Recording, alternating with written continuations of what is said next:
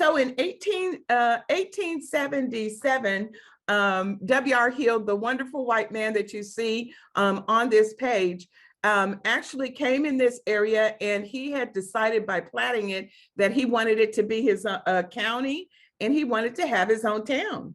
And he knew that there was a lot of migration going north with African Americans, but he was like, if I could convince them to come to Kansas and migrate in this area and settle in this area, then it would give me a population. We could declare a county. I could have my town. It would be the county seat, and everyone would live happily ever after.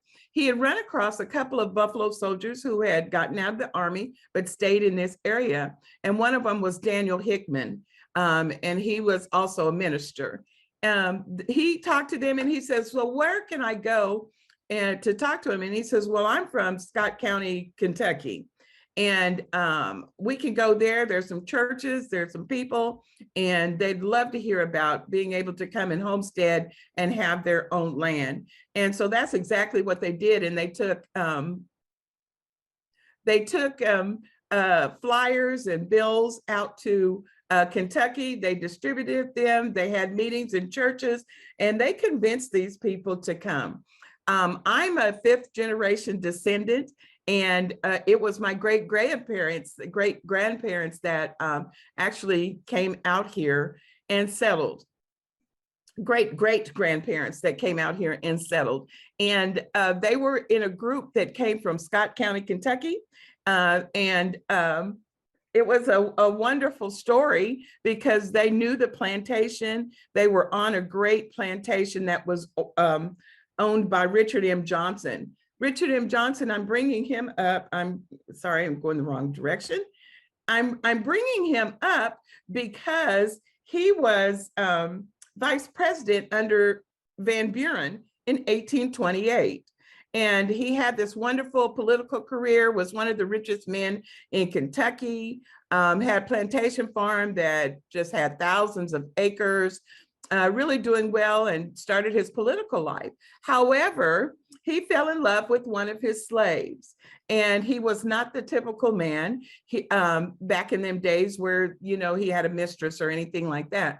He legitimized his relationship, and it is noted that she is my great aunt, Julia Chin, and he actually married her.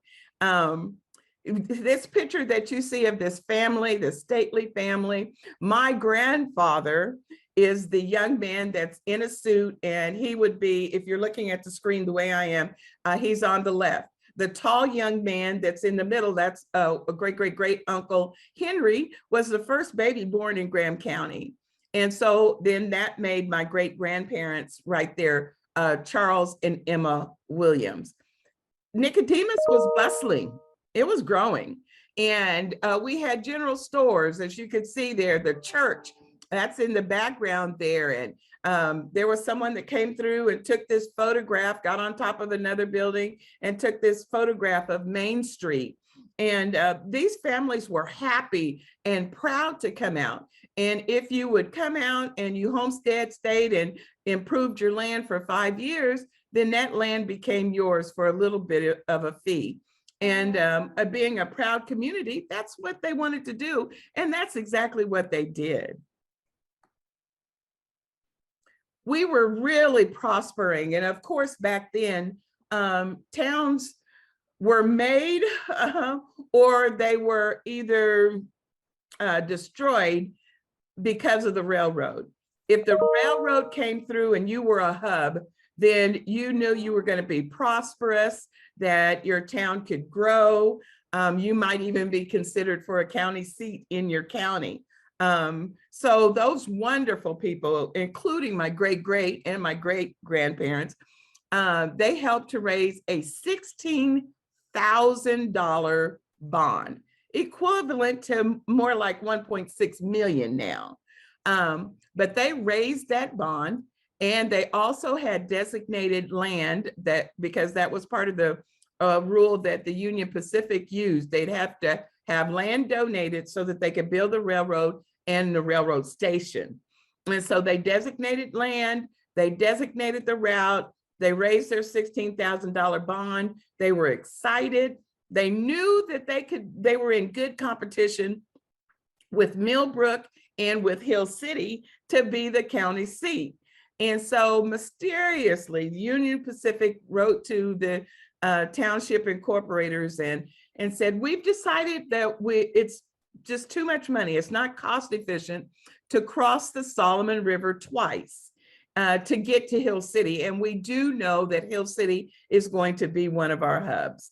And so the people were dismayed. There were businesses that actually they picked up they picked up their buildings and they moved them to a new little town that was 4 miles southwest of us, and was created along that railway.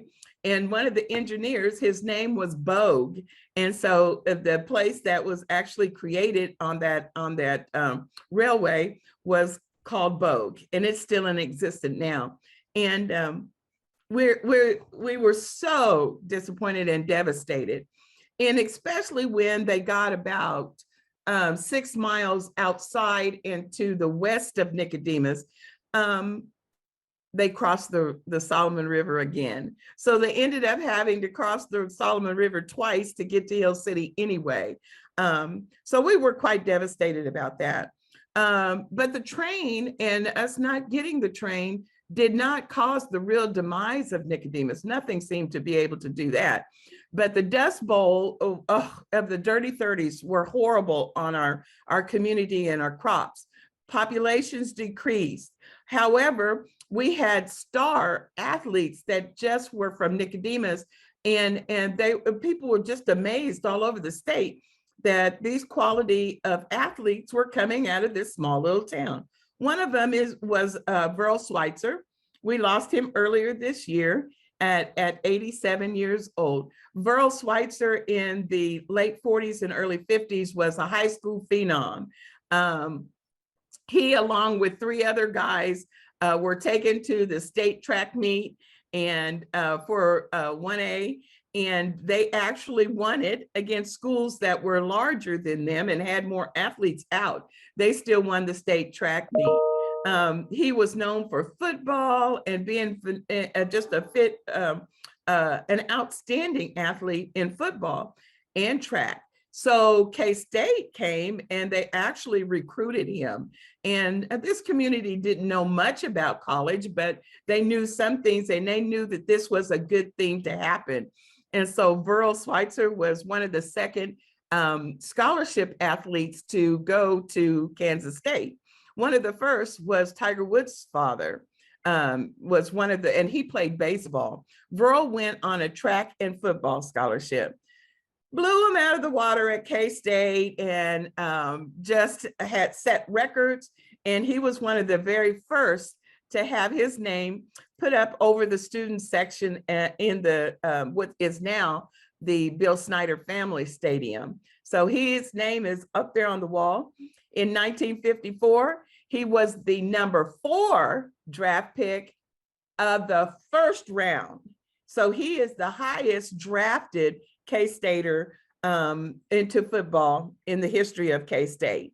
He went on to play and to integrate the Green Bay Packers, and had a wonderful career. However, the Army had different thoughts, and they wanted him really, that, you know, it was the draft and everything. And so he had to go fulfill his duty, his military duty, but the Army really wanted him because of his football. And so after 2 years, they weren't going to really let him out, and because they wanted him to continue to play football for them. And so one of the senators actually went and petitioned, and he was able to get out of the Army. His football career with the Green Bay Packers, that was pretty much over. So he went and he played football in Canada. And after that was over, he went and became a school administrator in Chicago, a teacher, and then a principal. And then he was recruited to come back to K-State. And he said, I'll only come back if I can work in the athletic department and put together a mentoring program, tutoring program for our young athletes. They really need that. And so he was one of the first in the nation to really put together a program like that for all of the athletes. There were some bad USDA deals. The weather was bad out here. The grasshoppers came. There were tornadoes that blew through. There were seasons where there was hail. There were seasons where there was drought. And so farming was just really difficult there in the 50s. And so a lot of the farmers had to sell, one of them being my parents, sell their farm. And my dad actually in the 50s was able to get on the highway I-70 highway project that was created by a Kansas president, Eisenhower. And so he was able to work that. So we ended up finally, my mother said, I won't move anymore. And we settled down in Topeka. And so I actually got the opportunity to graduate from Shawnee Heights High School on the outskirts of Topeka, Tecumseh. And but those bad years drove a lot of our farmers away. Because of Burl going to college, we knew that that was important to do. And we knew that that's what we wanted our kids to do, and they were encouraged to go. And matter of fact, two of his nephews ended up going ahead and playing football for K-State, and one other nephew was drafted by the New York Jets. So we've had quite a few. We even had an athlete, Dale Alexander, that ran in the Pan Am Games, and he missed being the alternate for the 4x100 for the 1968 Olympics down in Mexico. So we've had quite a few great athletes to come out of here. But those bad years and kids going off to college and moving away and not really wanting to come back really hurt some of our farmers. And those that tried to continue, they were running into some bad USDA deals. They were able to get some FSA guaranteed loans, but because of bad crop years and that sort of thing, then they were kind of pushed out of that farming, and just a few of those farmers were able to hang on. One of the reasons Nicodemus still exists is because of the Nicodemus, the Emancipation Celebration. It is always, and it has been, we celebrated the 144th last year.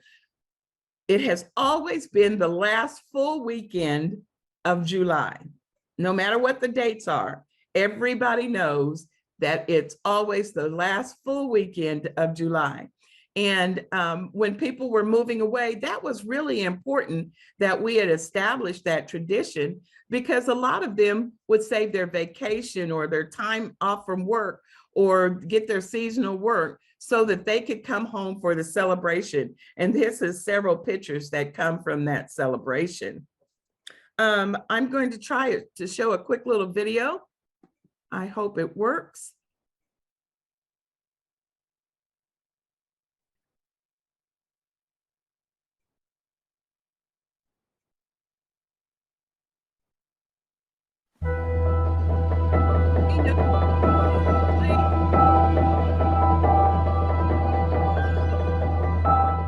In 1877, 13 years removed from slavery, W.R. Hill, he comes up with this brilliant ideal to create an all-black town.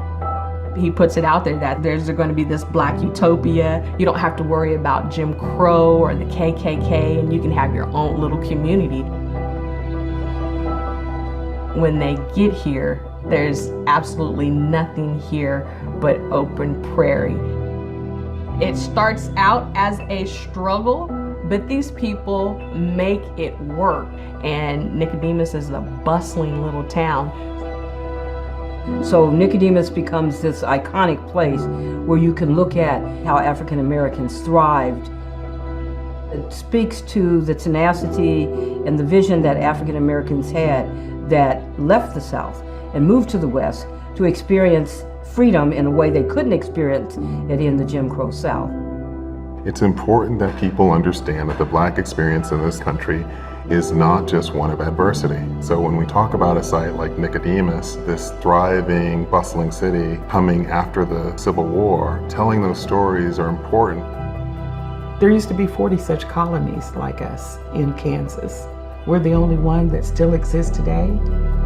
There is definitely an urgency to protect and preserve this story now while we still have it.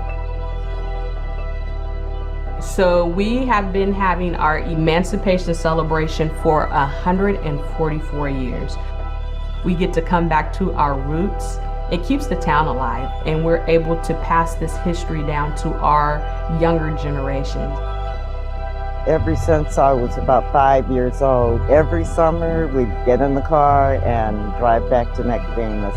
As long as I have breath and strength in my body, I will be here every year for homecoming. Coming back every year was just vitally important. It has driven my entire life. It was never just a celebration. It was always about the family and how unique we were, that we could trace our history and that we had one time a year we could share that, and no one had to explain anything. The Nicodemus story, even though I find myself a learned person, particularly around Black experience throughout the country, I didn't know about Nicodemus. It hasn't been written about. It hasn't been uncovered, so to speak. It's there. It's just that we've been neglected. If you don't see it in the movies, then I guess it's not real to a lot of people. Our grandchildren and children will lose a perspective that is absolutely valuable to the fabric of America. You don't know where you're going without knowing where you've come from. It's really important to understand that the African American experience is not just a Black experience. It really is the story of the United States of America. These stories help us understand the fullness of ourselves as a nation. What the Trust for Public Land is doing with the Black History and Culture Initiative is part of a growing movement to recognize and preserve Black history and Black culture. TPL has come in and they've worked with the community, with the township, and was able to purchase some land so that a visitor center can be built. And now we have the beautiful exhibits. We have the AME church that's been restored. We would be a ghost town without them. When we're gone, they'll still be here.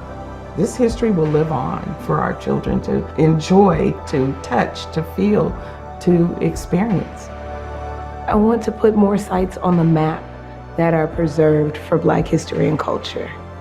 I want to be able to create sites that highlight self-determination, that highlight love, joy, all these universal values within the Black experience.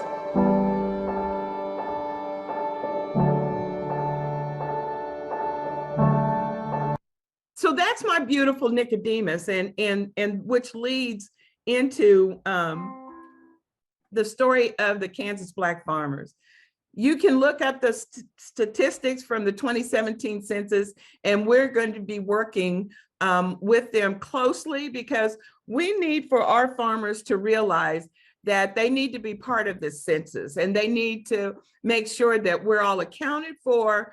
And that's the only way that we can be included in these programs and work together and move forward like that, is if we are known and if we are included in the next census that goes out. So we've made a commitment to work with them.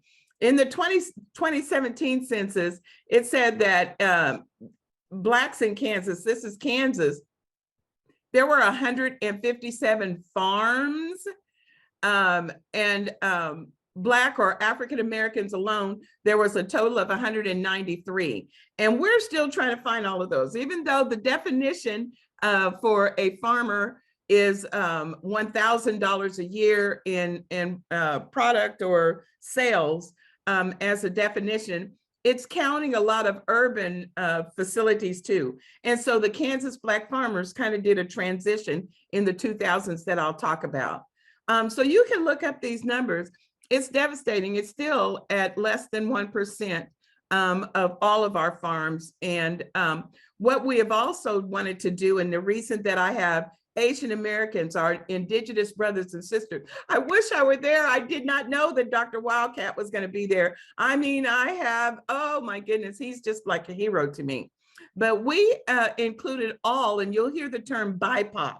BIPOC is Black, Indigenous, People of Color.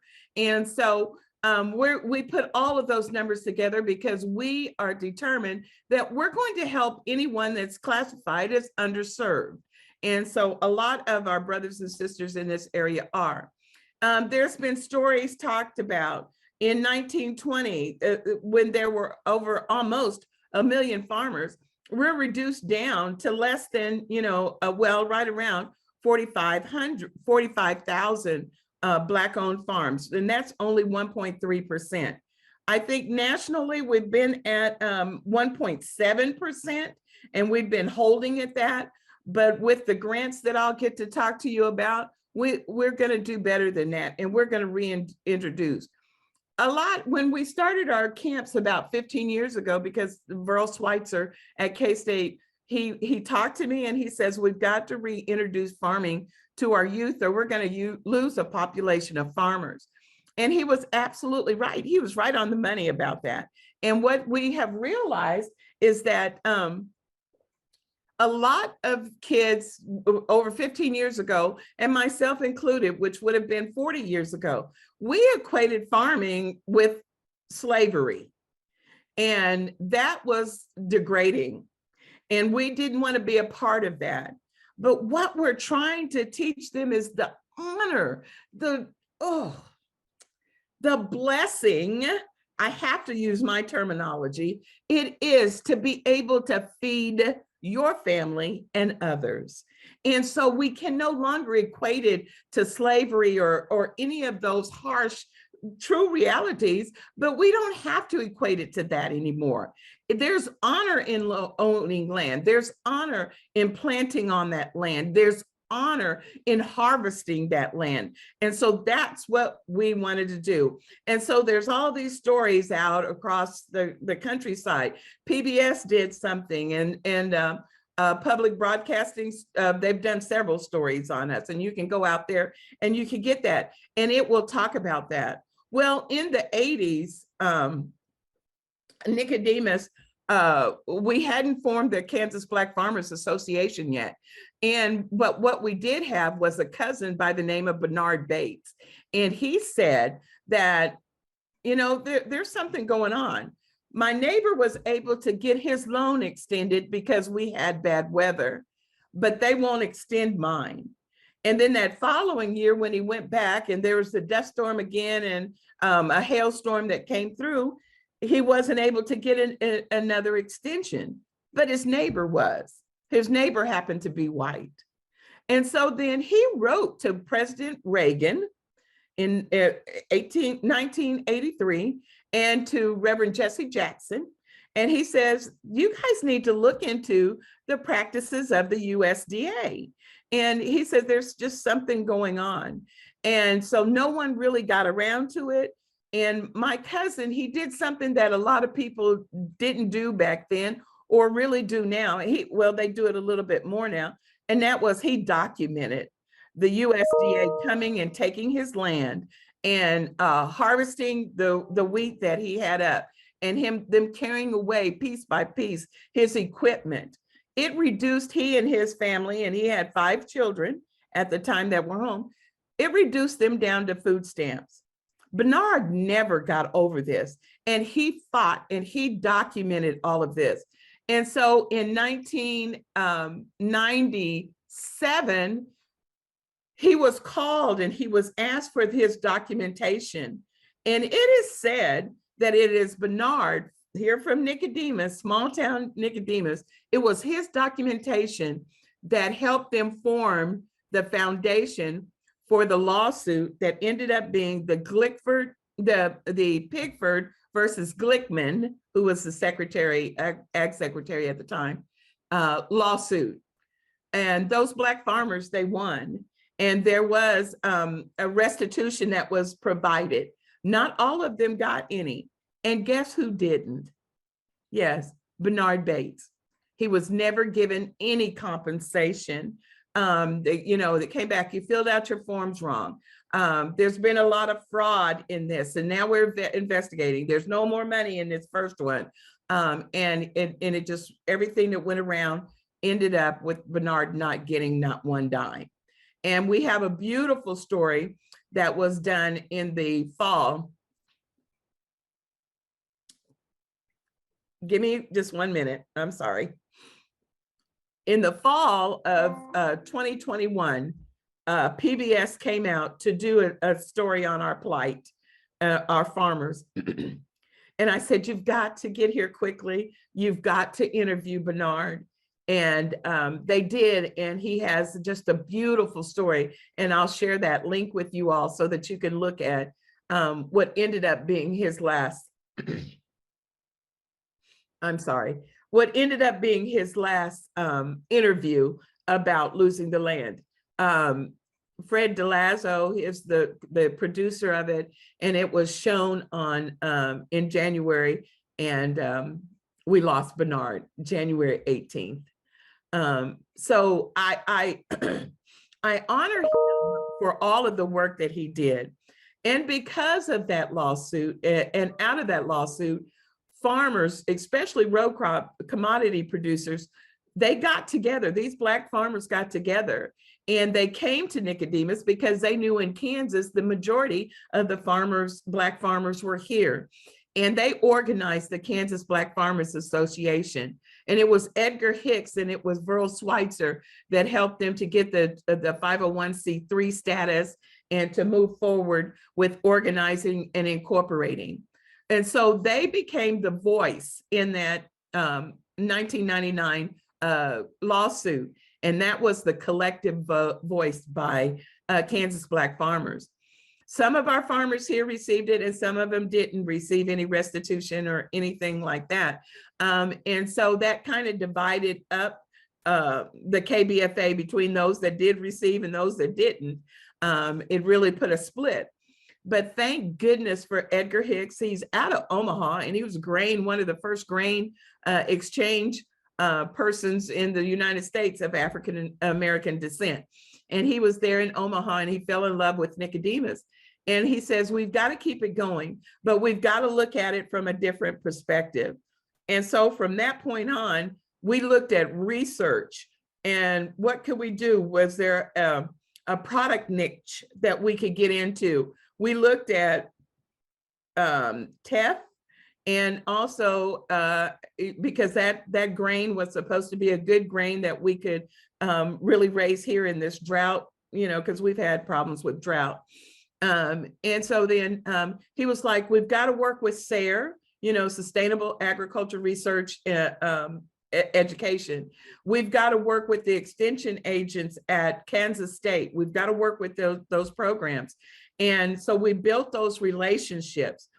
They actually, their mill science program is the one that helped us identify winter wheat and red wheat. I'm saying this wrong, I shouldn't even be saying it, but identified the wheat that we could raise so that we could mill our own flour. And so they helped us with that project. We just didn't have enough workers to keep that going. And so what we did was, for years, we had 2 designated farmers, and we had them ship their wheat to Utah, Lehigh, Utah, and they actually produced and milled our flour. And then they produced a pancake mix for us. And we still today sell that pancake mix. Our 2 farmers, unfortunately, they were both Alexander men. They were first cousins, and both of them have passed away. One of them is in this picture. He loved working with the kids, and that's Gil. He was explaining to them, because he took them, we try to have the summer camp program for youth. We try to do that in June, first part of July, so that we could hit harvest and they could actually see how it happens. And he was explaining to them, somebody asked, well, what is all of that? You're losing all your grain out the back of the combine. And he was like, no, that was the dirt and the trash, or what they called it, and that sort of thing. And so we have this beautiful clip of him explaining that to our summer camp kids. He was one of the ones to help me put that together, along with Edgar and Verl. And we knew that had to be another direction that we really focused on. And so we would bring youth between the ages of 10 and 17 to Kansas State for 2 days. And they got to go to the dairy barn and just experience campus life and stay in the dorms and in the residence halls, and also eat in the cafeteria. And they worked with manners students, minorities in agricultural, natural resources, and related sciences. Those members actually worked with them. So they actually got to see college students that were majoring in agriculture. And some were going on to be vets, of course, but some of them were actually agronomy. And so by the time when they start camp, they didn't know what agronomy meant. But by the time camp was over, they knew that that term was for farming. And so it just made just for such a beautiful experience for those kids. Like I said, in 2000s, one of the research said that they had to start protecting the land. And one of the ways that we did a workshop with was over no-till. And we got a commitment from 48 of our farmers back then to start going no-till and to use that practice as a way to do it. Then we wrote grants and did some things to see if we could get cover crops and small grains or some other things like that to help us, just keep our soil replenished and going forward. Minority land owners featured Gil, that's a USDA NRCS. And NRCS also provides us with some of our funding, and they have for the 15 years. We celebrated our 15th year this year. And we even did a virtual one during COVID, so the pandemic. But they featured Gil and they talked about his land. And the reason that I have him on here, and one of his best friends, Rob, Gil was sick. Gil was a very sick man, ended up on dialysis. Rob, the young white man that's in this picture here, came through because he was a turkey hunter and he was on his grand slam of turkey hunting. And there was one turkey that he needed to get from Kansas. And he went to Gil's land and asked, could he camp out there? And he did so for 5 years. And when Gil's dog tore up his tent, he forced Rob to come into the house and stay instead of staying outside. They became great friends, and he would come back and help Gil harvest because he was ill.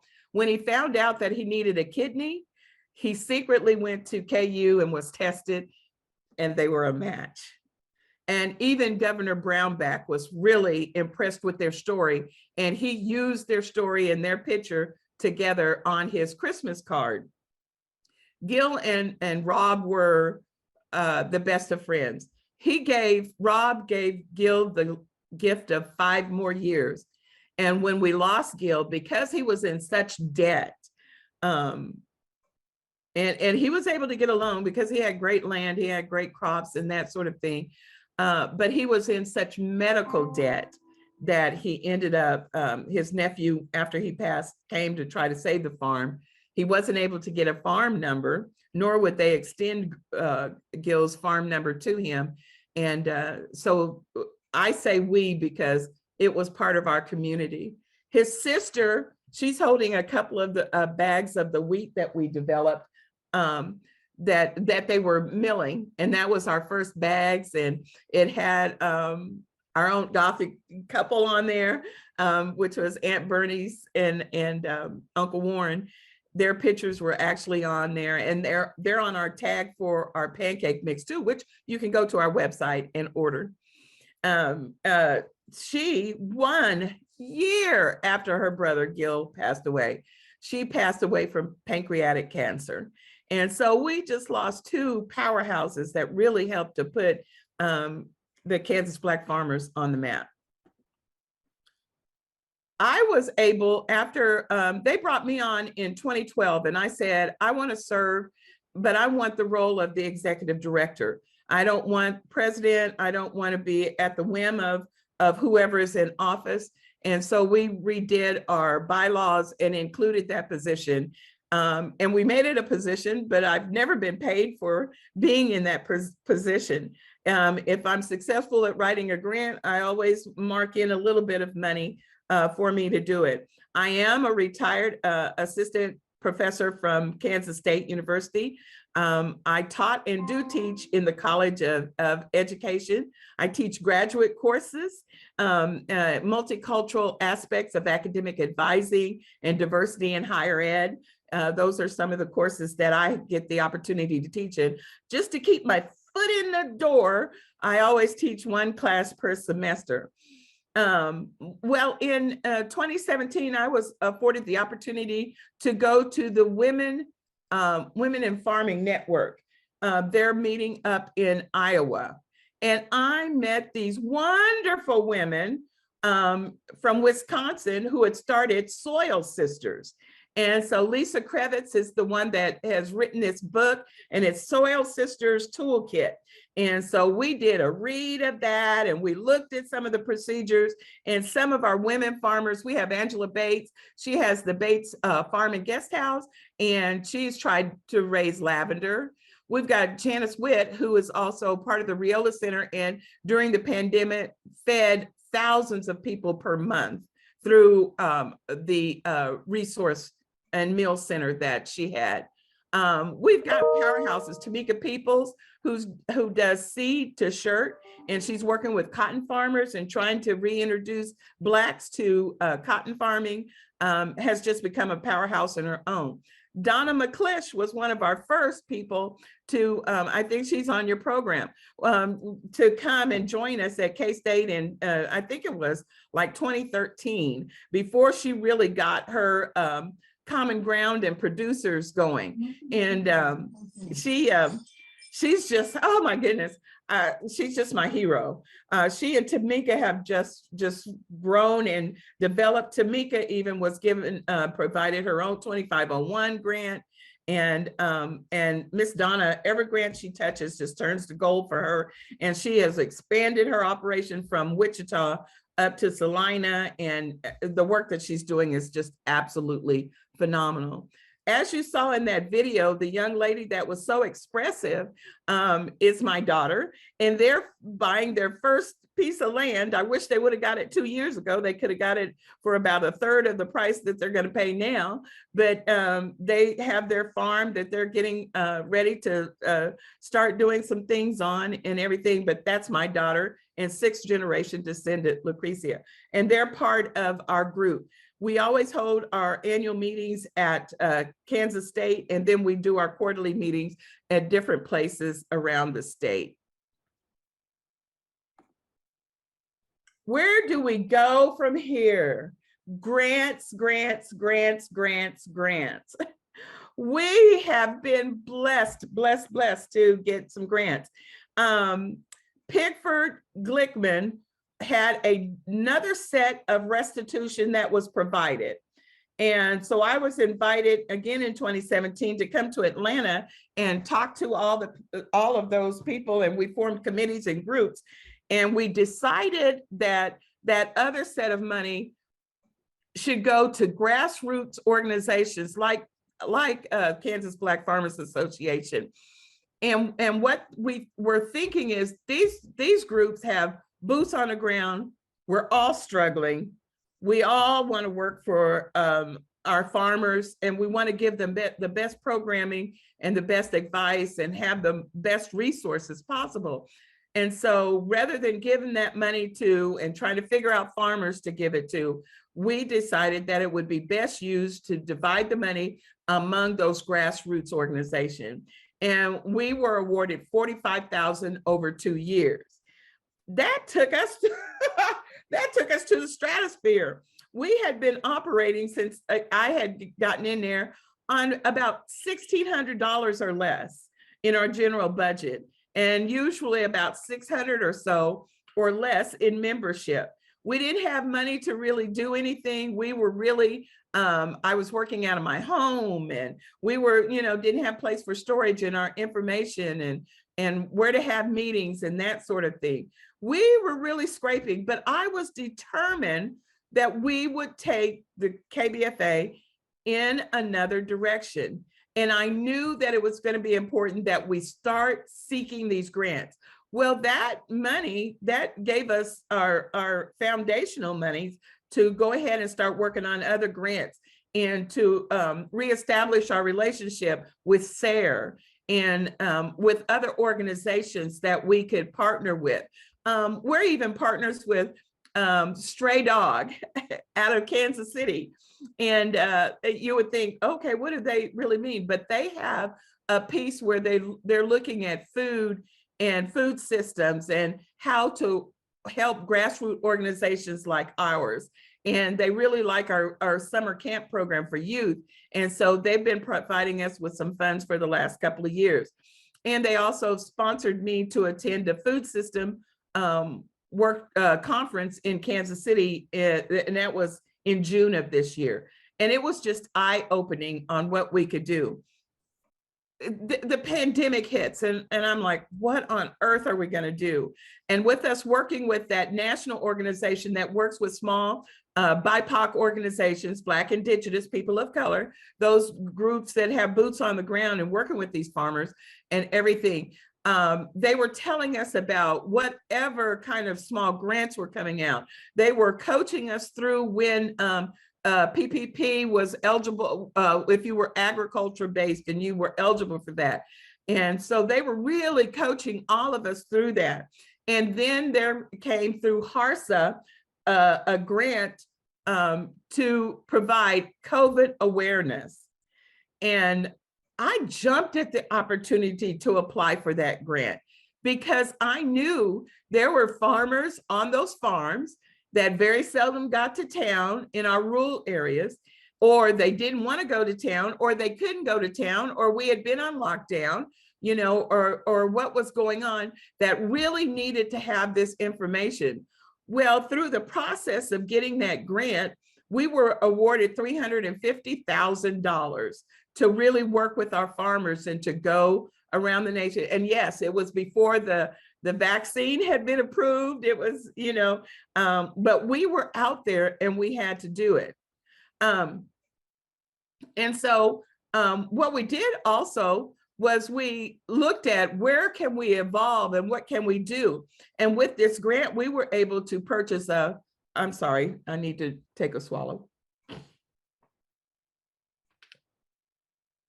We were able to purchase a van, and with that van, we were able to then go to farms and to also provide vaccines. And to do that, once they were approved and out there, then we transitioned into being able to provide pop-up events and provide vaccinations, vaccine awareness, vaccine information, and all of that for our farmers. We actually brought on 21 people to help us. They were trained to be community outreach workers. And then we also had a medical professional staff that provided the vaccinations and did all of that different things for us. And so it was very successful, extremely successful. And during that process, Governor Kelly heard about us and what we were doing. And she says, well, we've received some more money and we want you to apply for one of our Increase the Reach. African Americans are the lowest vaccinated.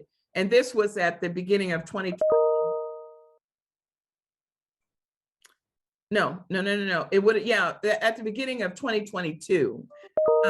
They provided me with the data. We met and we worked this through, and we looked at counties and that sort of thing. They knew we had the mobile vaccination van, which would be a complement to the KDHE van that was going around and providing vaccinations and that sort of thing, because their KDHE van actually came to Nicodemus during our 2021 celebration. They were actually here and providing those vaccinations.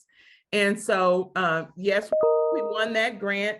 And so we were able to continue to do our vaccines. And then now that grant is just about over. We'll be moving into another part of a grant, which will do lifespan vaccinations, which also includes flu shots and shingles and some other shots like that. And we'll actually be able to go out in our van and do that. We've been also certified to provide PCR tests. and they're lab recorded. And as long as we take as long as we take the specimen and get them sent through UPS or FedEx overnight, then you can have the results within 24 hours on whether or not you have COVID. And we also provided additional rapid COVID tests too. So we're doing all of that. And just the other day, we had to go out to a farm. We drove out to the farm and they said, we're just feeling bad. We went to the football game and we thought it was a cold, but we just want to make sure, but we don't want to get out. Will you come? And yes, we went out to their farm. We took the PCR out there and lo and behold, 2 of them tested positive. And so we were able to provide that service for our farmers. We're really happy about that. In the middle of all of this, the American Rescue Plan comes out. I usually try to have a good attitude, but I'm so mad about that, I don't know what to do. It turned out it was going to be a good thing. It was going to help some people, but as you know, that was shut down and we've actually had to go in a different direction as a nation with that. The American Rescue Plan, Section 1005, was going to provide BIPOC farmers that had FSA guaranteed loans with debt relief as a form of helping those farmers get a leg up, get on a level playing field, and to get rid of some of their debt. The most heavily in debt are Black farmers. In the middle of this pandemic, I put on big boots, gloves, PPP, triple mask, and I hit the ground and I went to find as many farmers as I possibly could that would benefit from that, that legislation. I found 58 farmers. Of those 58, only 8 of them had a guaranteed FSA loan. And I said, oh my goodness, what does this mean? I said, what on earth does this mean?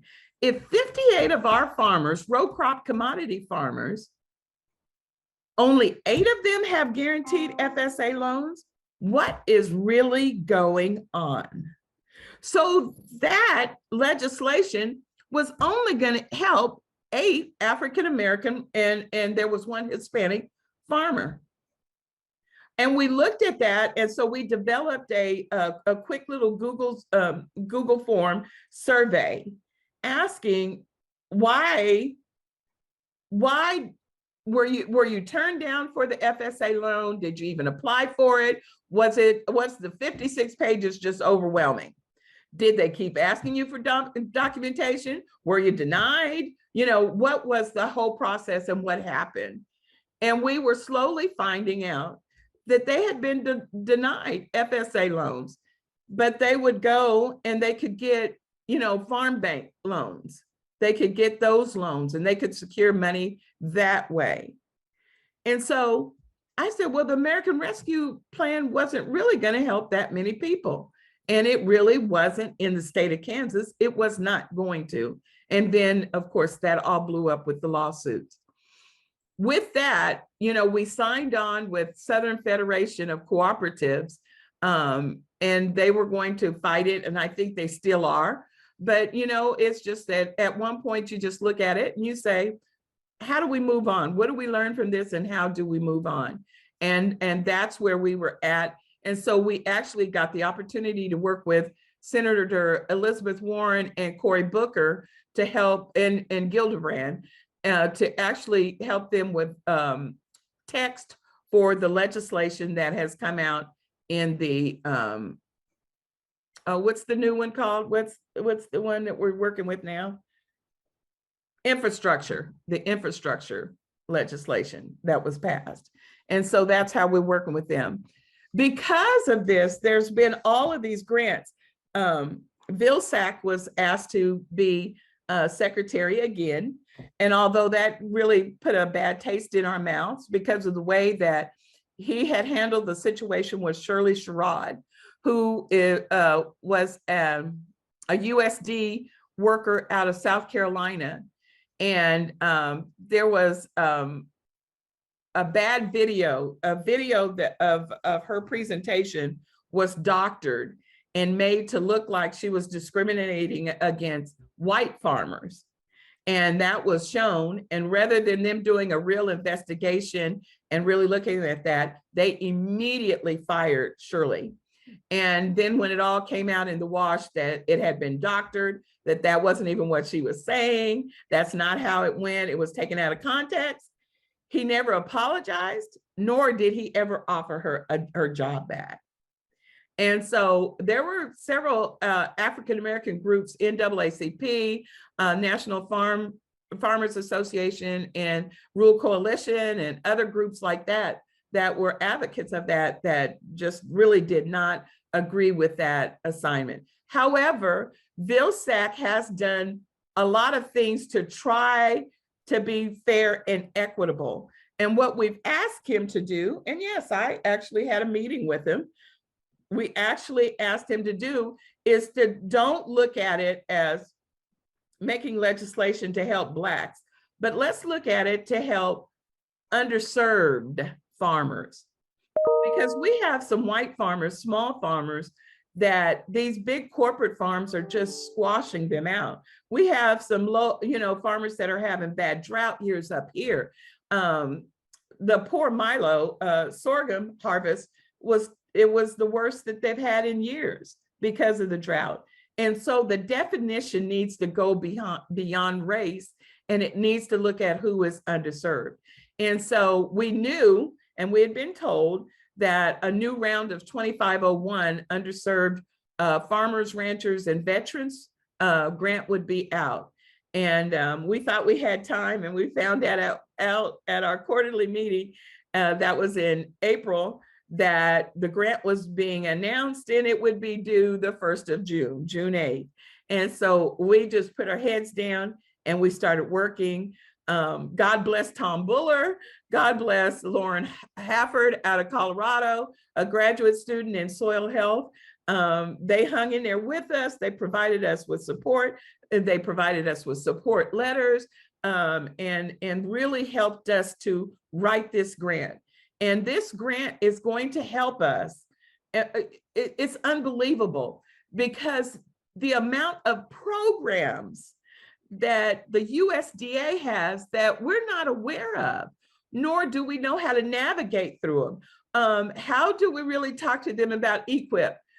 Is our land really eligible for CRP? CRP.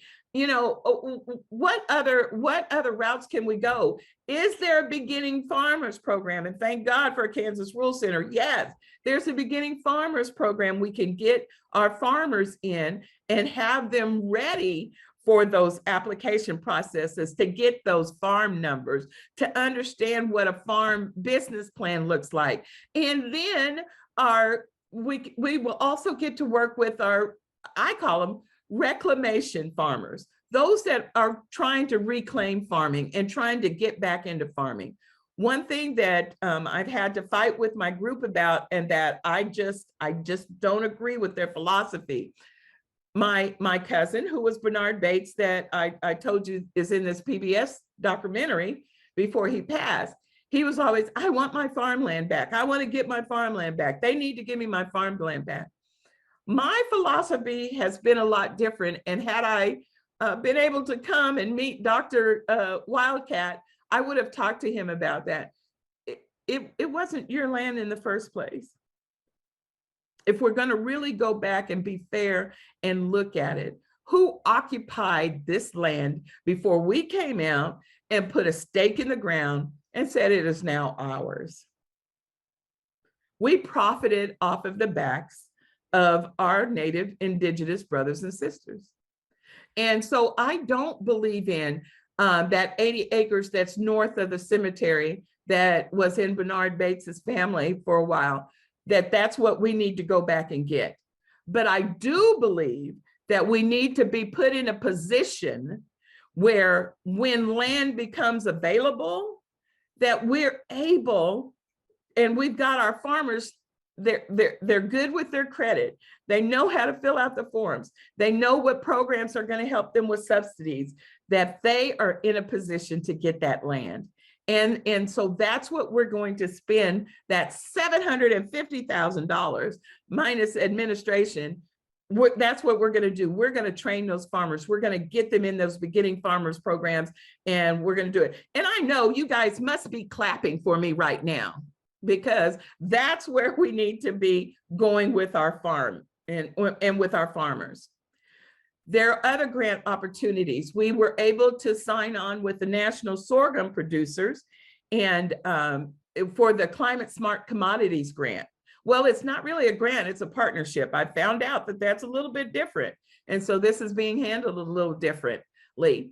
But we signed on with them. We gave them a letter of support saying that we would do the education to introduce our farmers to their programs.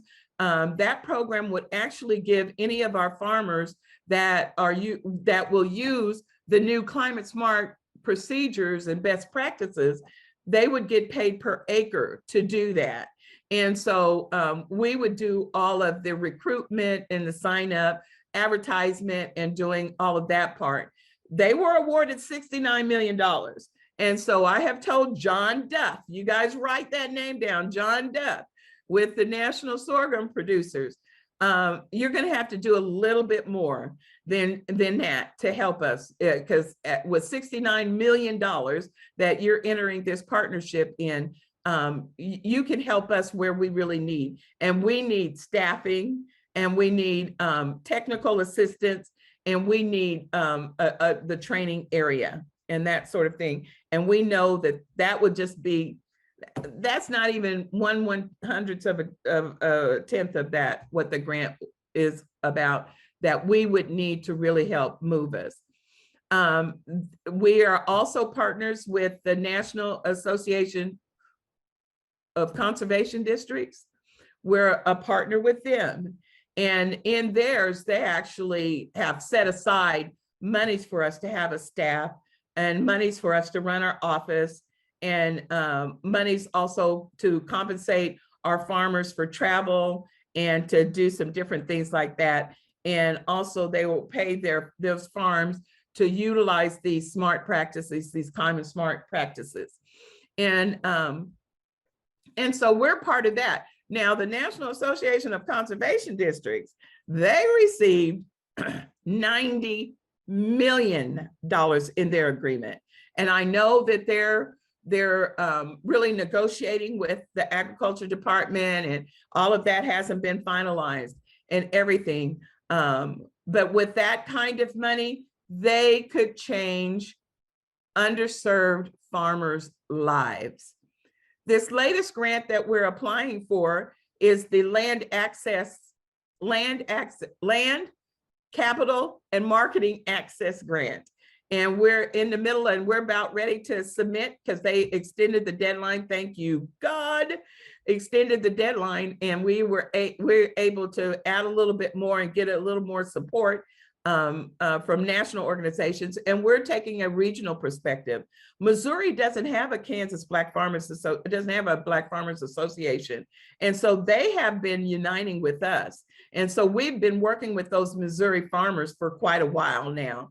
And we've extended our partnership to Oklahoma, because one of our farmers in Kansas, part of his land is in Oklahoma, and there are other farmers there too. And so this grant will help us work with that. We have some farmers that have joined us that are in Texas.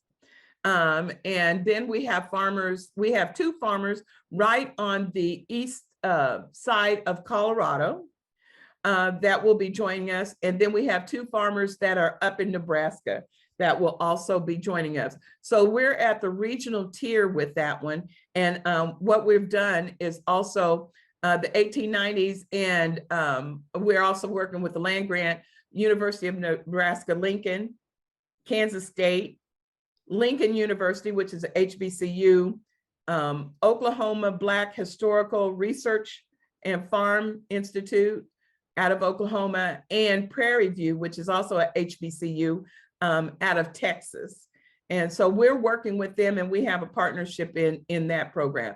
This grant, if we're awarded, will actually allow us to have a down payment bridge program. And so we're going to spend the first year, what we've designed the grant to be is that first year, we will do education, get them in line, have them identify land, work with a realtor on this, then work on their credit, work on their finances. And we would just be able through this grant to provide this bridge or the down payment for them. And then what we would do is have refresher courses that they go through. They would have to every year be held accountable for that. We have an assessment team that's being put together by K-State and University of Nebraska-Lincoln, that their agriculture departments are going to put together our assessment and how we evaluate this and how we know what we're doing. We've created a partnership with General Mills, because what good is all of this if we're always chasing grants? We need some sustainability. And part of that piece is bringing on partners like General Mills that doesn't need our money, but we need their money. And so, you know, they're doing some regenerative teaching and instruction and soil health and doing things like that to support our farmers. And so we've got that partnership. And so if it weren't for Kansas Black Farmers Association and Kansas Rural Centers, I started working with them long before Tom, but I'm telling one of my best relationships with that organization has been built around my friendship. I consider it a friendship with Tom Buller. Are there any questions? I've got one. This might be too long of a question, but I did get an email from the USDA that they are accepting comments about a new provision to provide services to producers who have experienced discrimination.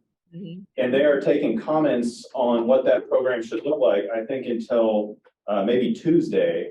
So I figured I'd ask you if you had any comments on that or things that I could go on there and share.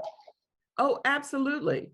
Absolutely. Some of the things is that the FSA office needs to stop just giving out that application. It's 56 pages.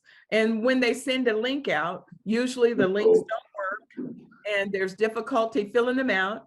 They never disclose up front everything that's what all documents are needed. And they just tell you, just submit it. And then once you're denied, this is their words, once you're denied, it will identify your deficiencies in your application.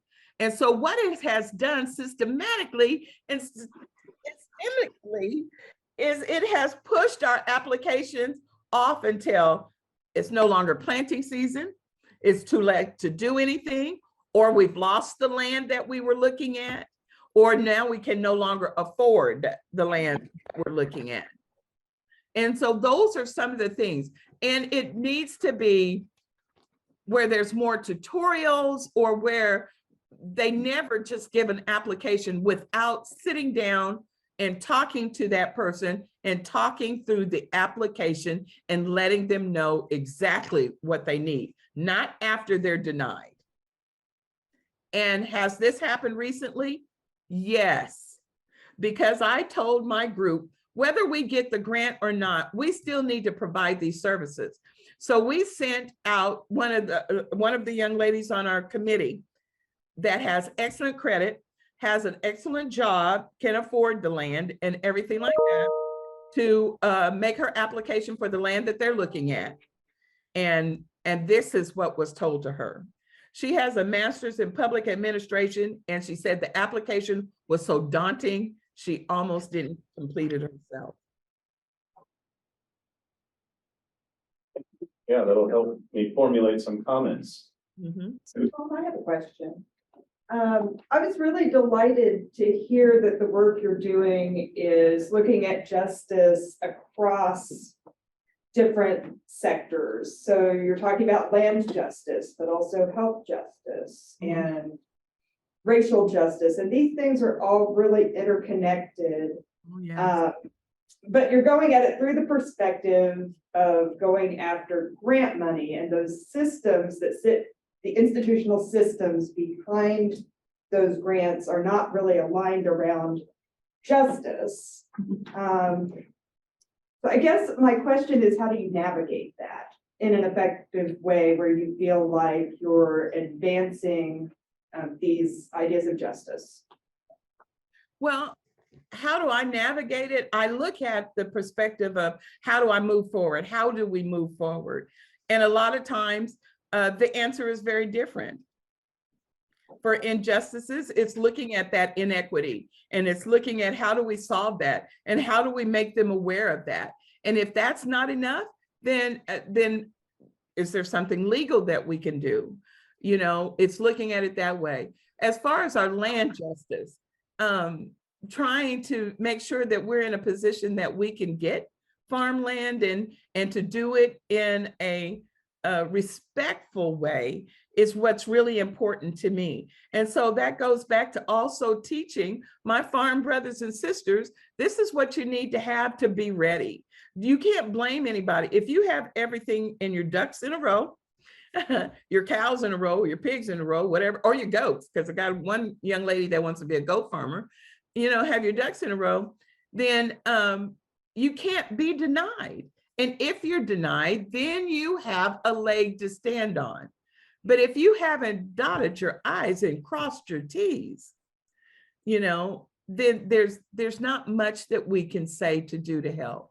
And so we have to look at it from an educational point, whatever the injustice is or the point of justice that we're looking at, we have to look at it in a more educational way. And that's the approach that I always take. We have a comment here from someone who's online that said when they visited their FSA office, they were told to go away.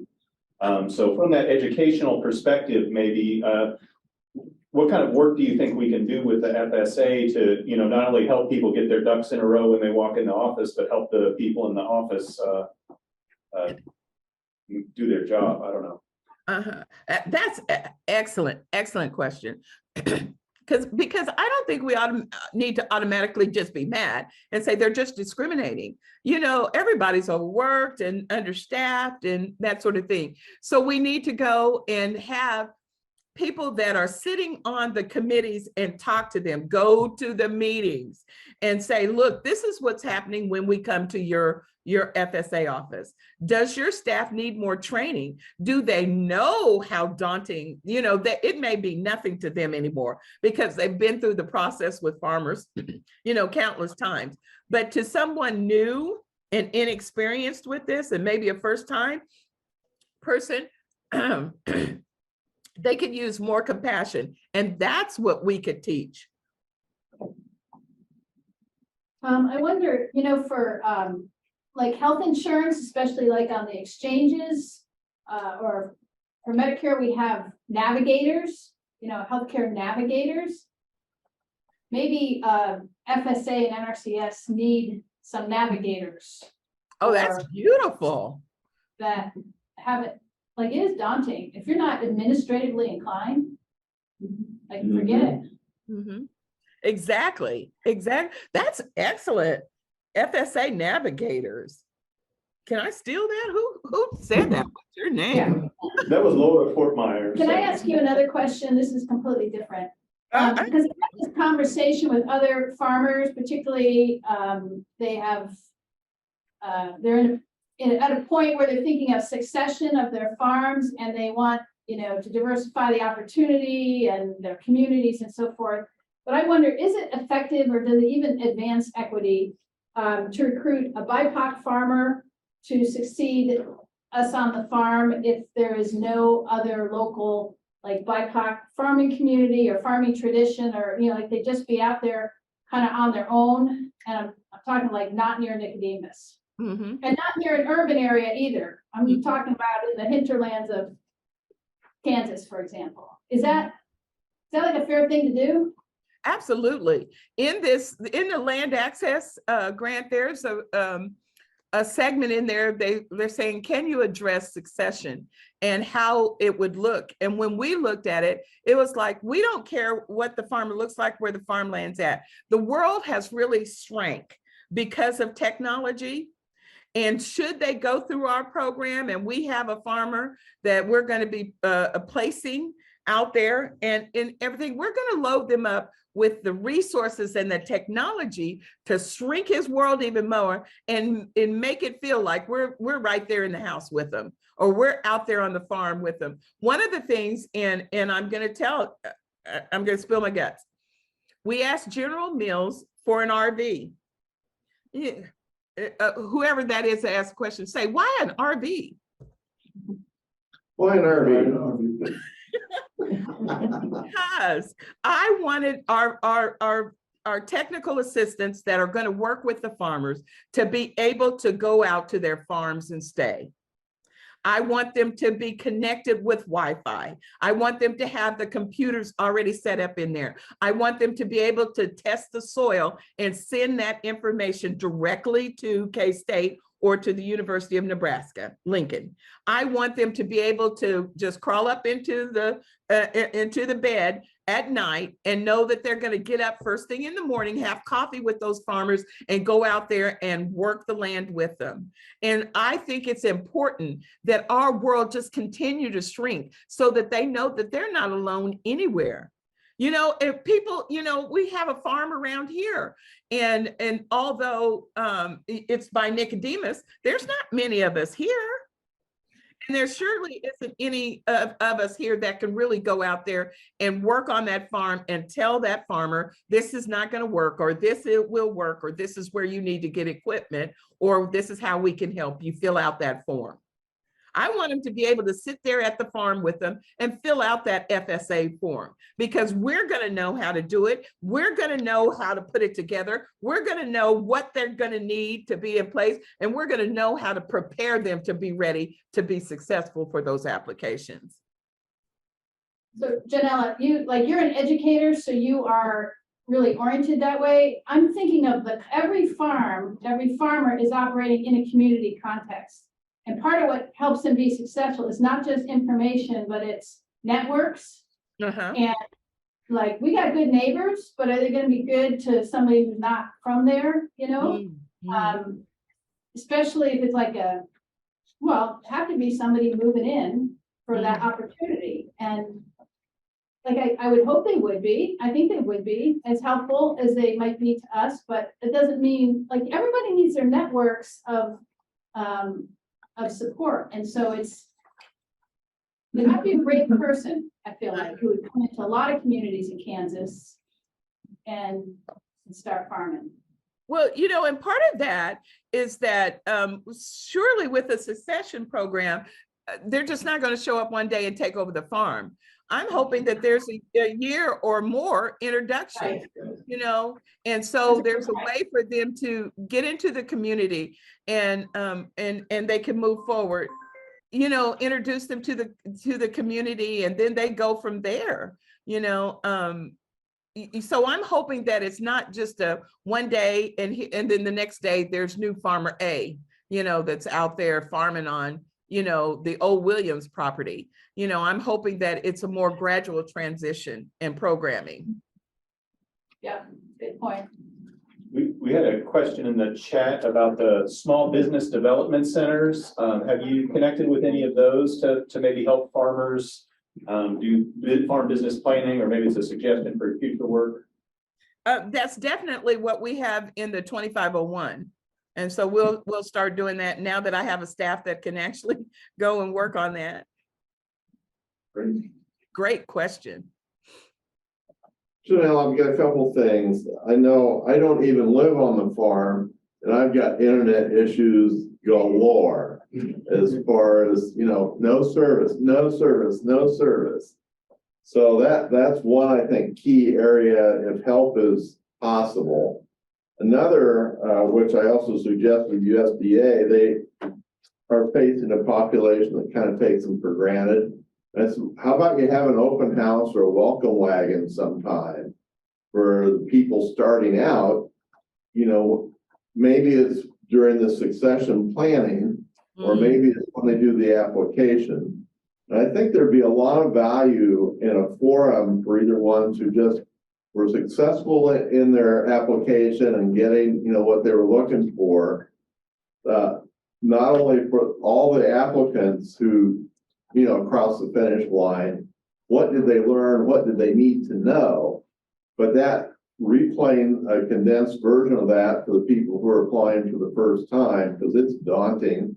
If I didn't have a helper, I'd be out of business, but those stories are rich with inspiration as well as practical stuff you can take home, and sometimes it helps you get the energy to plow through the rest of it, because you still don't know what to do, but you've seen other people be successful, so it's easier to think it could happen. Right. I think you're right on target. I think it's beautiful. Next week, we have our first open house. And I've already put our schedule in the paper for coffees. And then I'm sending out virtual coffee invitations also. I think it's important that we do have that kind of networking and that's socializing. And that's another reason, we've got to solve this broadband issue. And we've got to figure out, how do we get hotspots to these farmers until there is adequate internet and broadband? How do we get access to them? And if that means driving our vehicle out there, I mean, they're the farmers that tested, everybody's like, put your phone up to this QR code. And then what? Okay, that's cute. And so, it's just those that, we need to just be accessible for, and to work on and keep petitioning our legislators to just get it done. That we've got a lady, we call her the tomato lady. She's right outside of Sedgwick County, out of Wichita, and she has no broadband. And I'm like, what? I just can't believe it. So yes, we're looking at how to do that. What's the status of the TEF project? Oh, we abandoned it. Our wheat equipment wasn't conducive for it. And yeah, so we just kind of let that go. And there were people that bought up all that TEF seeds from us just real quick, fast, in a hurry. But that's been almost 6 years ago. So it might be time for us to try it again. We do have a question in the chat here about how can people find out information about your open house next weekend? Oh, we are at www.kansasblackfarmers.org. If an organization in Kansas wanted to engage with you and maybe partner on projects, is that something that you have bandwidth and capacity and are interested in doing? Oh, absolutely. Any and everything. Okay. If you've got a jump rope game that will help us produce, yeah.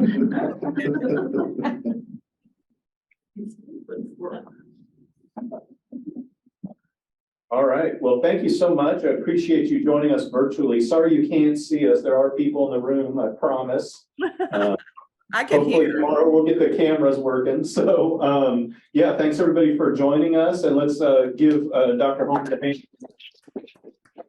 Thank you for the invitation, Tom. I appreciate it.